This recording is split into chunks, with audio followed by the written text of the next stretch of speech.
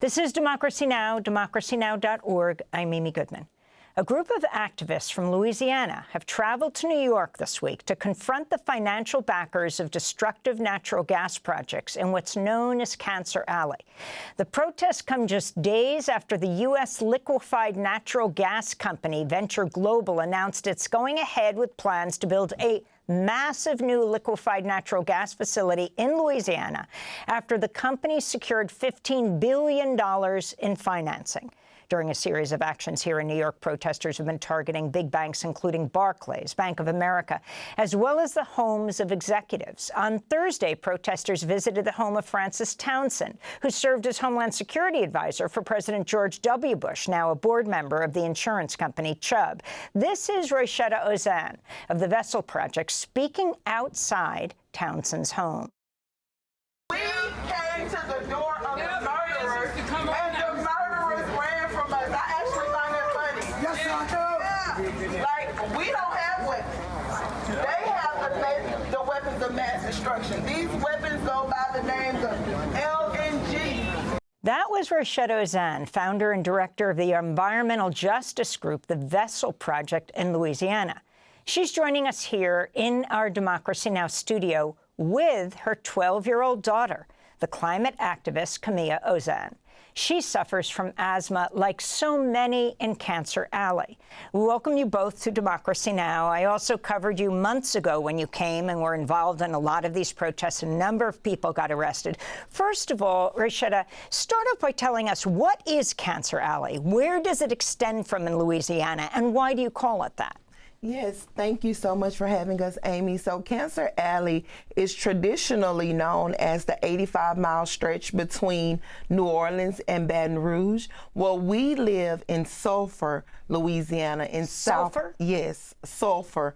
It smells just like the name. Sulphur is in southwest Louisiana near Lake Charles, but what we've grown to know is that the entire state of Louisiana is Cancer Alley. So we live where what's called the mouth of Cancer Alley, where we have dozens and dozens of petrochemical, LNG, oil and gas polluting facilities.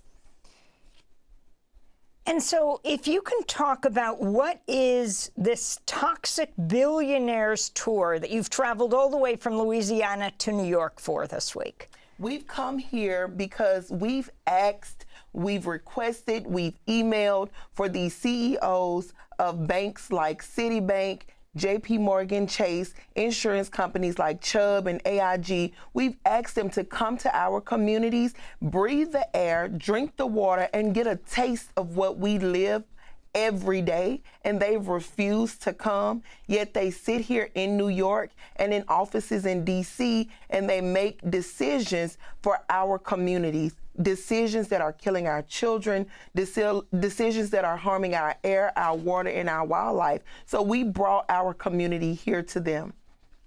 So why today Citibank?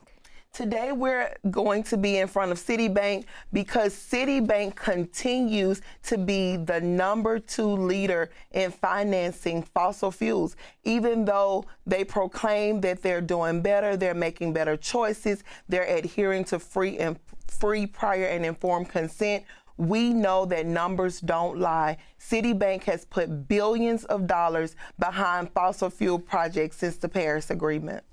We're also joined by Kamea Ozane. She is 12 years old, but it's not the first time she's taken part in a climate protest. I want to go back to last year when we filmed her here in New York during another protest outside Citibank. The city banks keep funding these fossil fuel industries in our communities. They put them in the small Black and indigenous communities on purpose because they know that we can't do anything about that. They put them in poor communities, in low-income communities on purpose. This is not okay. This is racist. This is not okay. This is racist, Kamea. Kamea is joining us in our studio, and I want to be the first to wish you a happy pre-birthday because tomorrow you will be 13. Yes, sir. But talk about the conditions that you suffer from and describe sulfur for us. Your mom said, basically, you're saying your community smells.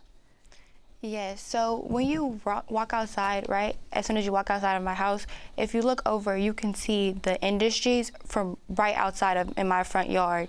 And from the industries, you can see like the bulging fires, and you can smell this really toxic air.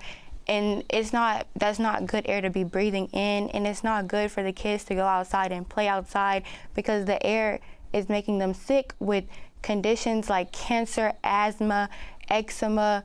My brother even has epilepsy from these plants and these industries harming him in his health because they want to put them in communities like mine, in communities where people like they can't control what the banks are funding and putting in our communities. So you suffer from eczema and asthma? Yes, ma'am. What happens with your asthma? With my asthma, it makes me feel like it's hard to breathe, and it feels like an elephant sitting on my chest. And I'm thankful that my grandma helps me have natural remedies to help me get through this process of asthma. Roishetta, you look like you're crying. I am, because it's so sad that I had to bring all of my children here to New York to go in front of these CEOs and go in front of these banks to plead our case that our children are dying. My 7-year-old son is also here. He'll be speaking today. He goes outside to jump on the trampoline, to play on the swing set, and he comes back in the house and he says, "Mom, it stinks out here. It smells like rotten eggs. I don't want to be outside." You know, in 2025, where children are so prone to devices and sitting in front of iPads, which I'm not condemning, but to have children who still want to go outside and play, but they can't because the air is horrible. And to be paying a water bill in a community where every day we're getting alert that says, don't drink the water, there's a boil water advisory, there's E. coli in the water every single day. And also Louisiana just announced 4 deaths from bacteria in the water. Something has to be done. And it just makes me sad. This is not a happy occasion to be here in New York, where otherwise it should be. We're here because we're fighting for our lives. You're holding 2 protests today? We're holding 2 protests today. We're going from Citibank, which is the 2nd largest funder of fossil fuels, and we're heading to Jane Frazier, who is the CEO of Citibank. We're heading to her house next because she has refused to meet with us in person. So we're going to her doorstep. And what are you going to ask her for? What are you demanding? And I want to ask both of you that, starting with Kamea. We are demanding that she stops funding these plants and putting them in industries like ours, because she would never put them in her community. She only puts them in our low-income communities.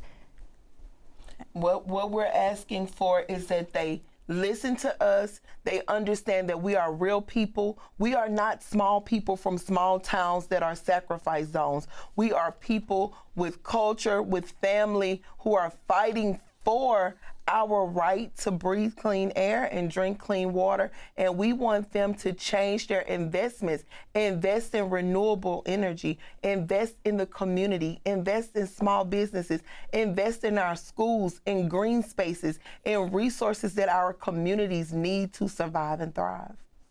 I want to thank you both for being with us, Roishetta and Kamea Ozane.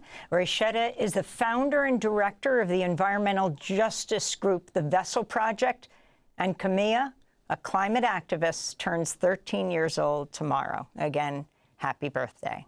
Thank you.